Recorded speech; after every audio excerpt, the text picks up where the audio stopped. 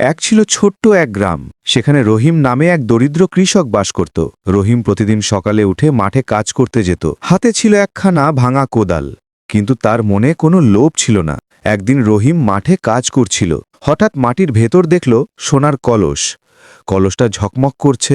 রহিম অবাক হয়ে গেল, কিন্তু সে সঙ্গে সঙ্গে ভাবল, এটা আমার নয়।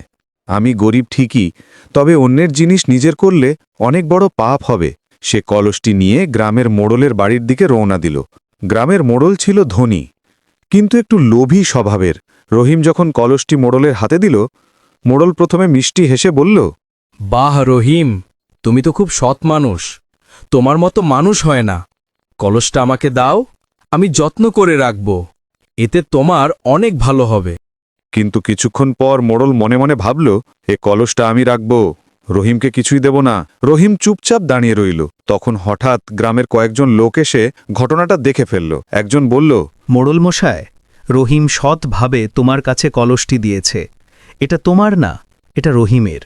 কলসটা রহিমকে দিয়ে দাও, না হলে গ্রামের লোক তোমার বিচার চাইবে। তোমার মান সম্মান থাকবে না। মোড়ল লজ্জায় লাল হয়ে গেল।